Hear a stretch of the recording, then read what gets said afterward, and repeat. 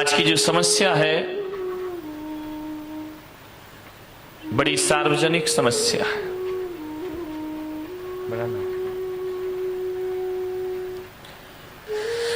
सार्वजनिक इसलिए है कि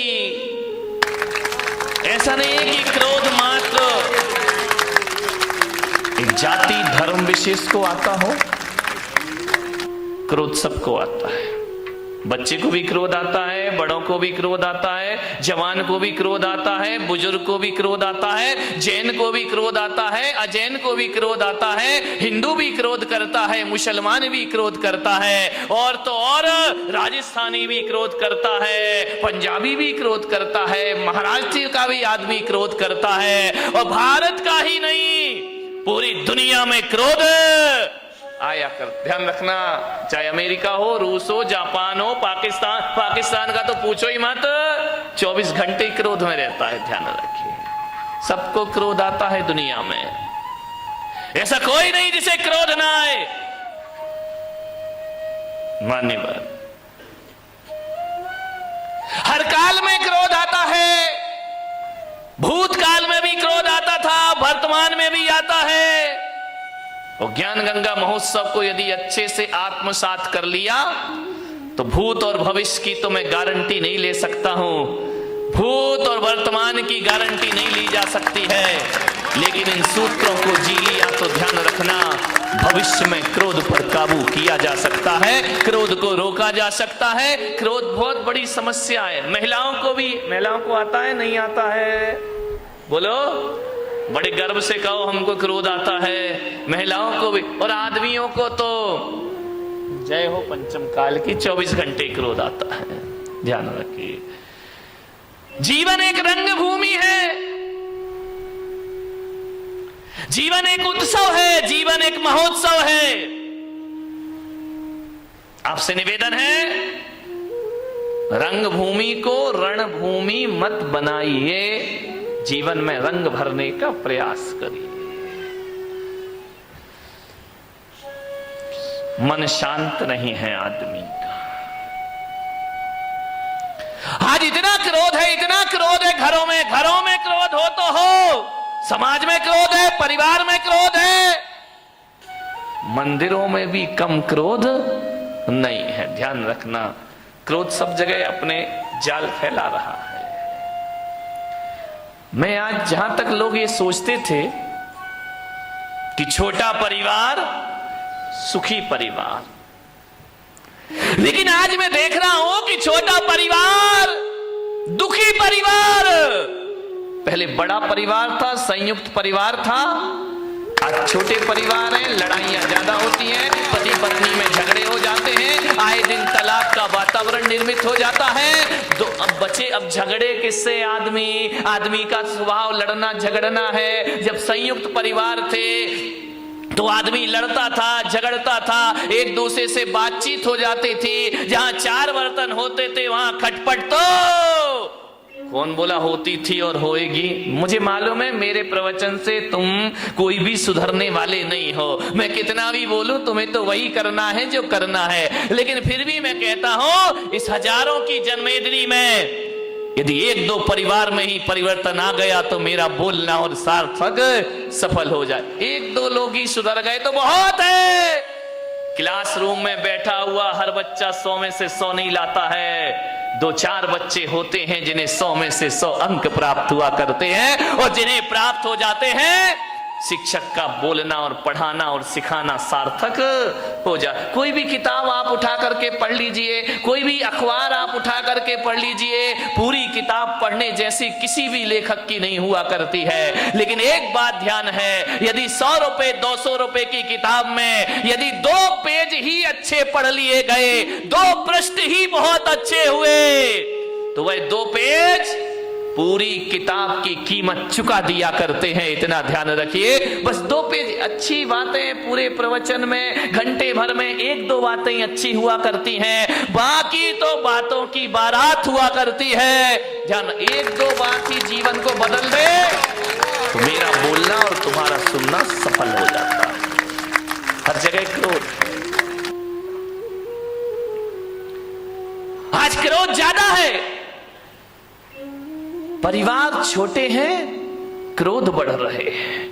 पहले क्रोध होता था 10, 15, 20 लोग, 50 लोग एक घर में रहा करते थे, और जब एक घर में रहते थे तो एक को क्रोध आता था, दूसरा संभाल लिया करता था, एक पे गुस्सा निकलता था, दूसरा उसे शांत कर दिया करता था। यदि बुजुर्गों ने किसी को डांट दिया तो मम्मी उसे पुचकार लिया करते थे, मम्मी ने डांट दिया तो चाची पुचकार लिया करते थे, चाची ने डांट दिया बुआ उसे सीने से लगा लिया करते थे। मत रो, चलता है, कोई बात नहीं है। क्रोध बट जाता था।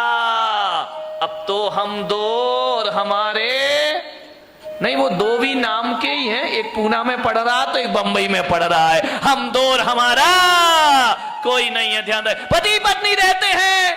अब गुस्सा कहां निकले मेरे भाई? कौन गुस्सा निकल आया तो संभालेगा कौन? कौन प्यार से हाथ फेरेगा? कौन गले से लगाएगा? अब पति झगड़ता है तो पत्नी का पारा चढ़ जाता है, पत्नी झगड़ती है तो पति का पारा चढ़ जाता है। और कभी कभी जब दोनों के पारे चढ़ जाते हैं तो तलाक की नौबत आ जाती। छोटे परिवारों में क्रोध ज्यादा हो रहा है, ध्यान रखिए। बड़े परिवारों में क्रोध, एक आदमी को यदि गुस्सा आया, दादाजी को गुस्सा आया, पापा जी को गुस्सा आया, तो ये होता था, थोड़ा गुस्सा इस पे निकल जाता था, थोड़ा गुस्सा उस पे निकल जाता था। 50-50 ग्राम क्रोध बट जाया करता था। अब जो क्रोध आता है वो तो पूरे थोक के भाव में क्रोध आता है, पूरा क्रोध एक पर ही बरस जाता है। ध्यान रहे, बड़ी दिक्कतें हो गई हैं। दो भाई आपस में झगड़ा करते थे, एक दूसरे को मारते थे जब छोटे छोटे थे। उसकी खिलौना वो ले लेता था, उसका खिलौना वो ले लेता था, उसका खाना पे झगड़ा हो जाया करता था, जूते चप्पल पे झगड़ा हो जाया करता था। दोनों आपस में लड़ते थे। आज भी देखना, छोटे छोटे बच्चे लड़ लेते हैं, झगड़ लेते हैं, तना तनी कॉलर पकड़ लेते हैं, मारपीट हो जाती है। लेकिन थोड़ी देर बाद देखो तो नजारा बदल जाता है। जो बच्चे अभी थोड़ी देर पहले लड़ रहे थे, थोड़ी देर बाद ये हालात होते हैं कि एक आइसक्रीम दोनों के पास होती है, ये इधर से चाटता है और वो उधर से। दोस्ती हो जाया करती थी। बचपन में भी लड़ते थे, बचपन में भी झगड़ा होते थे, बचपन में भी हमारे जीवन में विवाद हुआ करते थे। लेकिन एक बात याद रखिए, लड़ने झगड़ने के बाद दुश्मनी हमारे बीच में नहीं हुआ करती थी। ध्यान रखिए, लड़ाई झगड़ा खतरनाक नहीं होता, बैर भाव जीवन में बहुत बड़ा खतरा पैदा कर दिया करता है। बैर भाव से बचने का प्रयास करिए। बच्चों की तरह लड़ लो, बच्चों की तरह झगड़ लो, कितना अच्छा होता, कितना अच्छा होता। काश ये आदमी आज भी बच्चा होता, कितना अच्छा होता। काश आदमी आज भी बच्चा होता। ध्यान रखिए, बचपन में लड़ते हो, फिर बोल लेते हो, एक तरफ तो मारपीट करते हो, फिर थोड़ी देर बाद गले में हाथ डाल करके घूमा करते हो।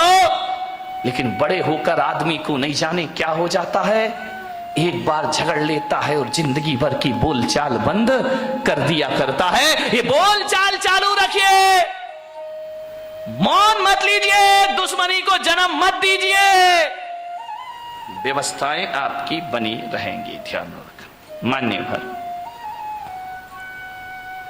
हंसता खिलखिलाता परिवार होना चाहिए।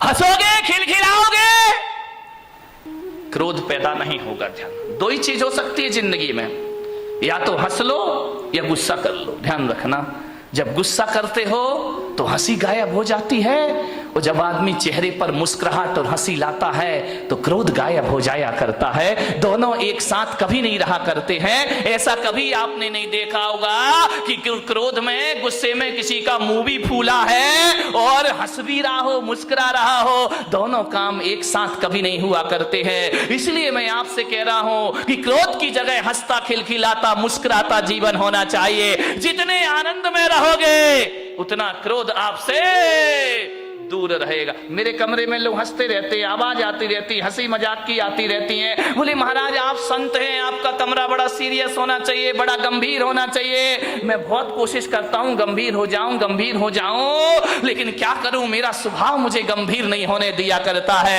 हंसता हूं, मजाक करता हूं, व्यंग करता हूं, आदमी से बातें कर, बच्चा आए तो उससे हंस लेता हूं, बूढ़ा आए तो उससे हंस लेता हूं, महिलाएं आती उनसे हंस लेता हूं। ध्यान रखना, जहां तक मेरी सोच है, अब इस दुनिया को उदास, गंभीर और सीरियस संतों की जरूरत नहीं है।